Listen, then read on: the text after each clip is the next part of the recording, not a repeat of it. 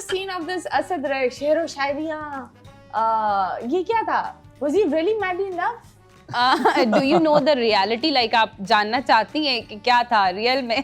सच बोलो, सच दिल बोलना है। पर हाथ रखो, बहुत सच बोलूंगी, सच के अलावा कुछ नहीं बोलूंगी। अच्छा, मैं ऑनेस्टली आज ये बात बता रही हूँ, जो शो था लोगों ने बहुत पसंद किया। असद ने पहले एक मजाक में एक शेरो शायरी कर दी थी जो लोगों ने बहुत पसंद की थी, और वो लोगों को लग रहा था कि कोई लव ट्रायंगल बन रहा है। असद मुझे पसंद करता है, मैं एहसन को पसंद करती हूँ, एहसन मुझे पसंद करता है, तो लोगों को बहुत मजा आ रहा था। तो शहरोज आरिफ हमारे बहुत जबरदस्त प्रोड्यूसर, जिक्र हो रहा है, कैसे महसूस हो रहा है? सारा क्रेडिट उनको जाता है। तो वो असद को आइडिया देते थे कि आज आपने मदीहा को ये कहना है, उसके साथ ऐसे ऐसे कहना है। हाँ। तो असद सेम वही करता था जो पीछे से कहा जा रहा होता था। Oh, it was all scripted. Scripted हम लोग प्लान कर लेते थे पहले। और कुछ चीजें तो ऐसी थी, वो एहसन से इजाजत मांगता था, ये शेर है, क्या मैं बोल सकता हूँ? क्या तो बात है। वो असद वैसे अगर हमारे साथ आप देखा जाए तो बहुत अच्छा टाइम गुजरा है, बहुत रिस्पेक्ट करता था, तमीज से बात करता था, मदिया आपी, मदिया बाजी ऐसे करके बात करता था। और एक दो दफा कुछ ऐसा था जो उसने हमसे पूछे बगैर किया था, जो मैंने कहा था कि असद नहीं करना चाहिए था, लेकिन उसके बाद असद नॉर्मल हो गया था। फिर पूछ के ये कर लूं, ये कह दूं, हाँ। Okay, that's nice. मतलब दूर दूर से ही आप कह सकते हैं, बात कर सकते हैं। तो ये सारी चीज थी। रियल में असद और मेरा कोई सीन नहीं था।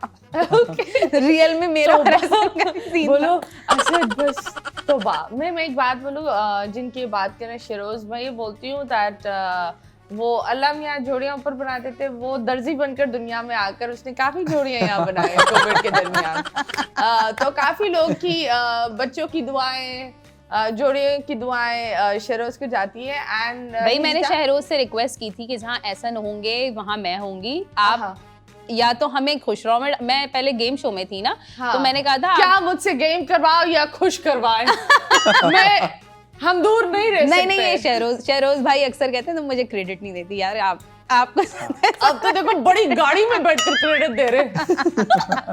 So मुझे ये बताओ दैट अब नेक्स्ट क्या है? एक्टिंग कर लिया, सिंगिंग कर लिया, क्या है? डॉक्टर ने पना बंद कर दिया? नहीं, डॉक्टर ने एक ही आपका मरीज है जिंदगी भर के लिए।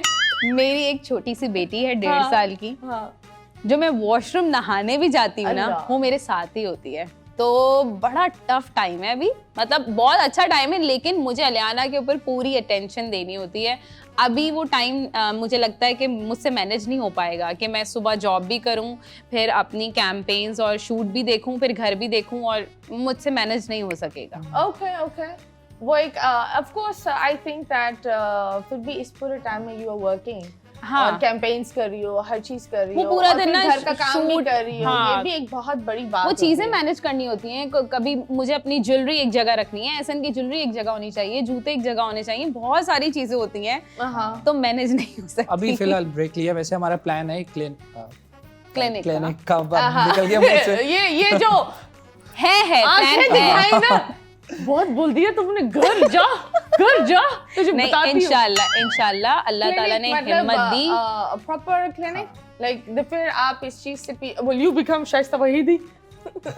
अच्छा, वो बेसिकली वो उनका सारा ट्रीटमेंट एस्थेटिक है। हाँ, proper doctor also, like she is a proper doctor. हाँ, तो वो एस्थेटिक ट्रीटमेंट्स करती हैं, वो तो बहुत अच्छे ट्रीटमेंट्स करती हैं। मैं एस्थेटिक की तरफ नहीं जाऊंगी, जो मेरी फील्ड है मैं उसी में रहूंगी। बहुत सारी अब ऐसी चीजें आ गई हैं कि आप 1 साल का कोर्स करें तो आप एस्थेटिशियन बन जाते हैं, तो मैं वो वाली चीज नहीं कर रही हूँ।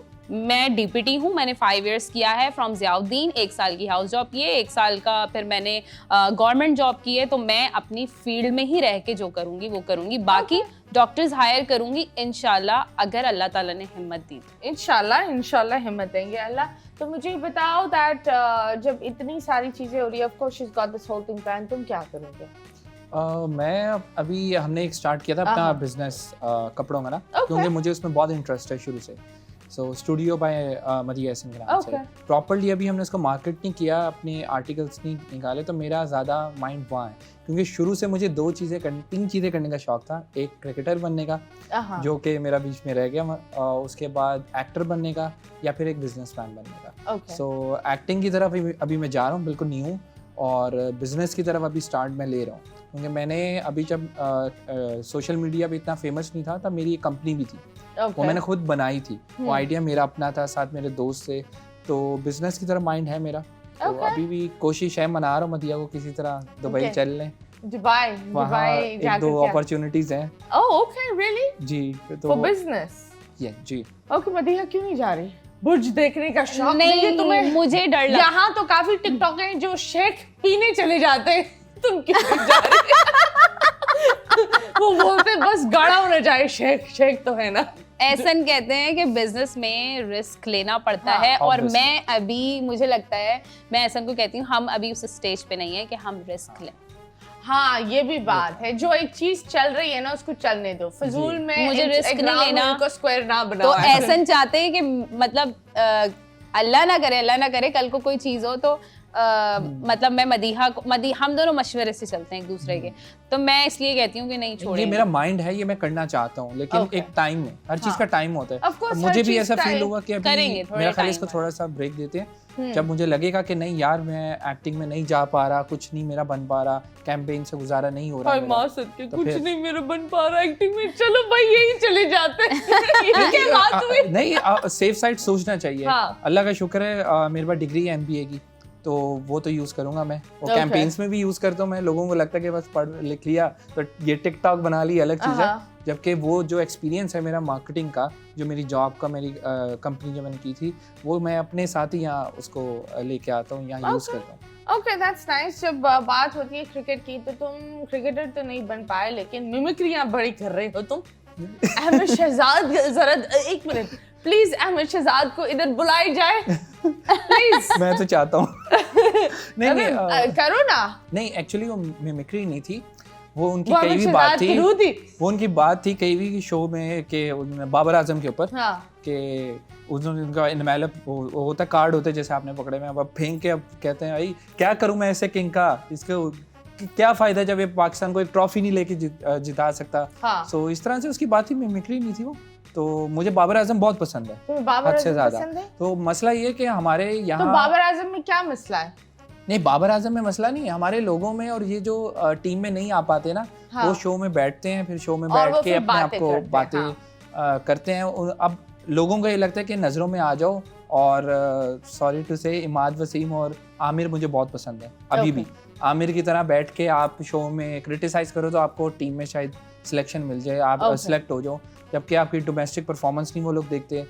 तो वो बाबर परफॉर्मेंस कर आजम रहे होते हैं, वो छक्के हाँ। मार रहे होते हैं, लेकिन कहीं और वो एग्जैक्टली बिल्कुल सही वो बात की काउंट आपने, नहीं होता। आपने बिल्कुल सही बात की।